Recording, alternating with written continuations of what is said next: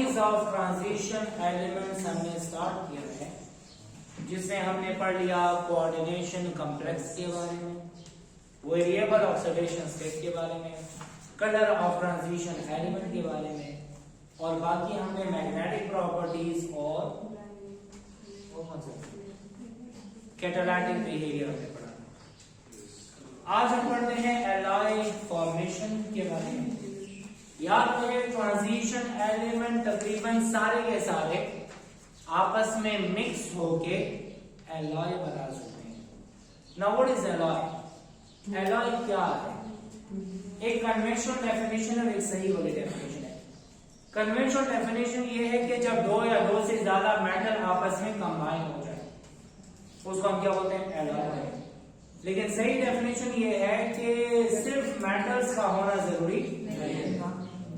अगर मेटल हो और साथ में नॉन मेटल हो, इस मिक्सचर को भी हम क्या बोलेंगे? एलॉय। ऐसा मिक्सचर जिसमें कम से कम एक कंपोनेंट क्या हो? मेटल हो। अगर एक कंपोनेंट मेटल होगा तो उसे क्या बोलेंगे? एलॉय कहेंगे। Alloy is a homogeneous mixture.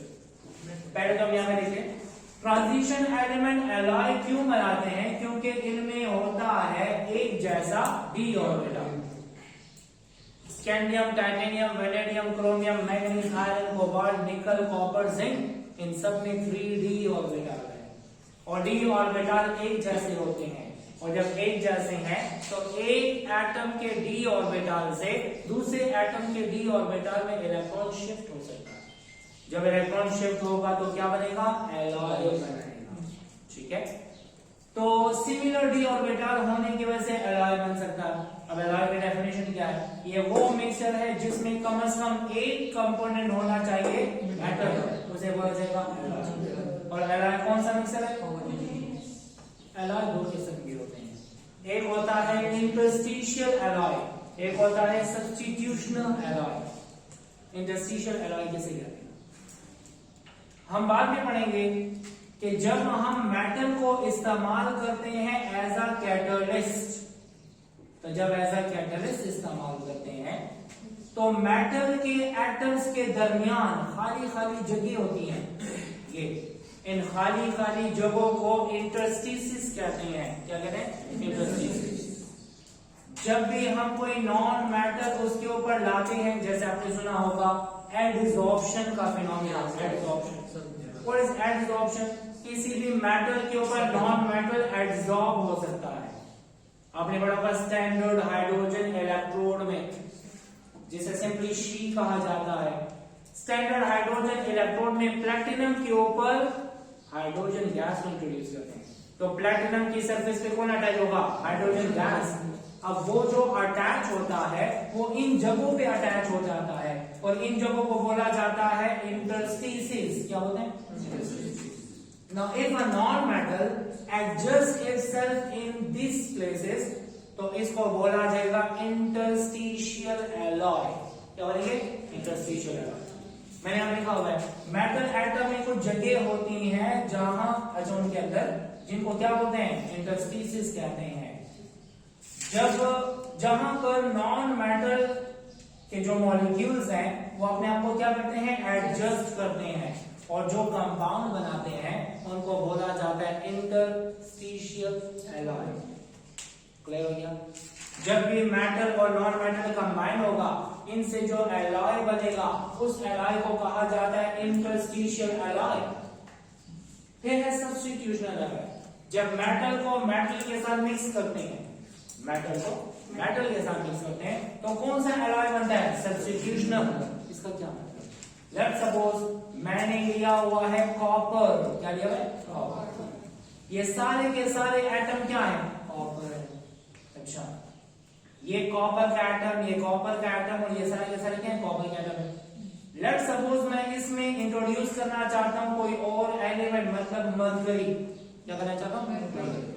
अब मरकरी आएगा, इस कॉपर को रिप्लेस करेगा और खुद जाके वहां पे एडजस्ट हो जाएगा। मतलब एक मेटल एटम को रिप्लेस करता है और दूसरा मेटल एटम एडजस्ट हो जाता है। इसने इसको क्या किया, रिप्लेस किया, और जब रिप्लेस किया तो क्या हुआ, सब्स्टिट्यूशन किया। इस एलॉय को क्या बोलेंगे, सब्स्टिट्यूशनल एलॉय। जो एलॉय मेटल नॉन मेटल की कॉम्बिनेशन से बनते हैं उसको हम इंटरस्टिशियल एलॉय कहते हैं। जो मेटल मेटल की कॉम्बिनेशन से बनते हैं सब्स्टिट्यूशनल एलॉय कहा जाता है। ठीक है, ये बात आपकी पंजाब बुक में लिखी हुई है लेकिन केपी बुक में नहीं है। When two different metals are mixed, they displaces atoms of one another and form alloy, और ऐसे alloy को बोलते हैं substitution alloy। अब एक और बात, जिस alloy में मरकरी होता है उस alloy को एमलगम कहा जाता है। जिंक के साथ मरकरी मिक्स हुआ, जिंक एमलगम कहलाएगा। सिल्वर के साथ मरकरी मिक्स हुआ, सिल्वर एमलगम कहलाएगा। ठीक है, जिंक एमलगम को इस्तेमाल किया जाता है कहाँ, इसको इस्तेमाल किया गया है as a catalyst in Clemmensen reduction, aldehyde and ketone वाले चैप्टर में, chapter 19। Zinc amalgam behave as a reducing agent, aldehyde और कीटोन को रिड्यूस करता है टू द हाइड्रोकार्बन, मतलब अल्केन।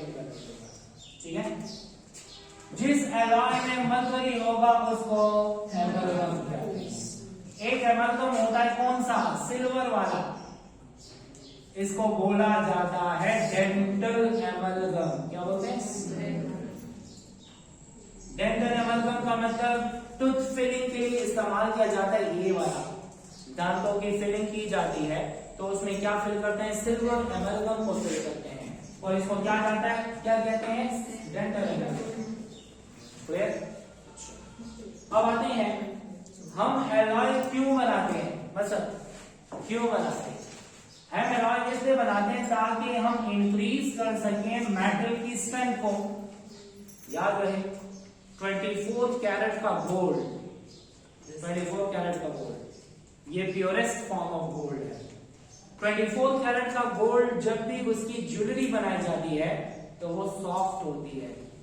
प्योरेस्ट गोल्ड क्या होता है, सॉफ्ट। उसकी ज्वेलरी स्टेबल नहीं होती, उसमें फिर डाला जाता है कॉपर। क्या डालते हैं, कॉपर। कॉपर इसलिए डालते हैं ताकि उसकी हार्डनेस को ज्यादा किया जा सके। जब हम उसमें कॉपर डालते हैं तो कॉपर की परसेंटेज ज्यादा होती है तो कैरेट कम होता जाता है। नाम सुना है कैरेट का, प्योरिटी ऑफ गोल्ड को मालूम करने के लिए कैरेट स्केल है। 24 कैरेट वाला प्योरेस्ट है, फिर 22 कैरेट है, फिर 21 कैरेट है, 18 एंड सो ऑन। तो याद रहे हम एलॉय इसलिए बनाते हैं ताकि मेटल को हार्ड किया जा सके। या कुछ ऐसे मेटल हैं जो बहुत प्रीशियस हैं लेकिन उनमें कोरोजन होती है, तो हम क्या करते हैं, एक मेटल के ऊपर दूसरे मेटल को कोट कर देते हैं, जिसको कहते हैं इलेक्ट्रोप्लेटिंग। इलेक्ट्रोप्लेटिंग की जाती है ताकि हम प्रीशियस मेटल को कोरोजन से बचा सकें। इसके अलावा अक्सर आपने देखा होगा आर्टिफिशियल ज्वेलरीज होती हैं। आर्टिफिशियल ज्वेलरीज में क्या होता है कि नीचे चीप मेटल होता है, उसके ऊपर कोटिंग की जाती है, किसकी, गोल्ड की। जब गोल्ड की कोटिंग की जाती है तो चीप मेटल को वैल्यू देने के लिए हम क्या करते हैं, एलॉय बनाते हैं। ठीक है, और ऑर्नामेंटल पर्पसेस के लिए भी इस्तेमाल किया जाता है।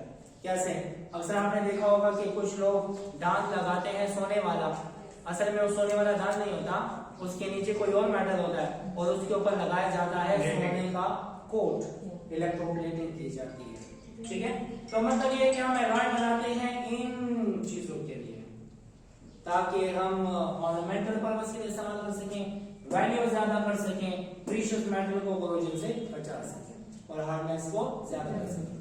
कुछ एग्जांपल्स है जो अक्सर एमसीक्यू में आती है कि ब्रास किसका एलॉय है। Brass is an alloy of copper and zinc. Copper and zinc brass के बर्तन होते हैं। ठीक है, बर्तन बनाने के लिए इस्तेमाल किए जाते हैं। Bronze is an alloy of copper and tin. Bronze के मेडल्स होते हैं, मेडल देखे ना, गोल्ड का मेडल होता है, सिल्वर मेडल होता है, ब्रॉन्ज मेडल होता है। तो ब्रॉन्ज क्या है, bronze is an alloy of copper and tin. ऐसे क्या है, स्टेन। अपना नाम क्या इसका, स्टेना। अच्छा, इसके अलावा जर्मन सिल्वर अक्सर एमसीक्यू में आता है। पिछली बार पे मैं खल पे एमसीक्यू आया था कि जर्मन सिल्वर में या ऐसा एलॉय पूछेगा कि इसमें कौन कौन सा मेटल मौजूद है, तो आपने याद रखना है कि जर्मन सिल्वर में कॉपर भी है, जिंक भी है और निकल भी है। रोल्ड गोल्ड, इस तरह के एमसीक्यू आते हैं, नाम में गोल्ड आ रहा है लेकिन अंदर गोल्ड नहीं है, ऐसा फील होता है कि इसके अंदर गोल्ड होगा लेकिन वैसे गोल्ड की तरह मुशाबियत रखता है, इस वजह से तो क्या नाम दिया, रोल्ड गोल्ड। एल्यूमिनियम और कॉपर को मिक्स करते हैं तो इसके एलॉय को क्या बोलते हैं, rolled gold. Solder metal, solder metal किसे इस्तेमाल करते हैं, देखें कभी वो जो सर्किट्स के ऊपर वो लगाते हैं, सोल्डरिंग करते हैं, देखें। Yes sir. वो एक मेटल होता है लेड और टिन का मिक्सचर, और वो जो पश्तो में से क्या बोलते हैं, एक इंस्ट्रूमेंट होता है उससे गर्म होता है, उसको लगाते हैं वो मेल्ट हो जाता है, और मेल्ट होने के बाद उसमें सोल्डरिंग करते हैं, अक्सर सर्किट कंप्लीट करने के लिए इस्तेमाल करते हैं। काफी होता है, अच्छा नहीं देखा तो खैर देखिए, अच्छा वीडियो पे अवेलेबल है। तो सोल्डर मेटल में क्या होता है, लेड और टिन होता है, लेड और टिन को मिक्स करते हैं और सोल्डरिंग के लिए इस्तेमाल करते हैं। एक और है बेल मेटल, बेल मेटल में क्या है, कॉपर एंड टिन, इसमें भी कॉपर एंड टिन है और इसमें भी कॉपर एंड टिन है, लेकिन दोनों में पे परसेंटेज मुख्तलिफ होती है, ठीक है। लेकिन अगर आपसे पूछा जाए कौन से वाले में मेटल सेम है, तो कॉपर एंड टिन ब्रॉन्ज में भी है, copper and tin bell metal में भी है। These are the examples of alloy, and alloy बनाए जाते हैं ताकि हम ये काम कर सकें, ठीक है। ये था प्रॉपर्टीज ऑफ ट्रांजिशन एलिमेंट के बारे में। अभी हम डिस्कस करेंगे 5 मेटल्स को जो कि आपके बुक में डिस्कस किया गया है। पहले डिस्कशन है वेनेडियम की, फिर है क्रोमियम, फिर है मैंगनीज, फिर है आयरन और आखिर में कॉपर। ये 5 मेटल्स को डिस्कस किया गया है। पहले उसका इंट्रोडक्शन और फिर उसके बाद ऑक्सीडेशन स्टेट और फिर उसके बाद उसके यूजेस। पहला एलिमेंट है वेनेडियम, वेनेडियम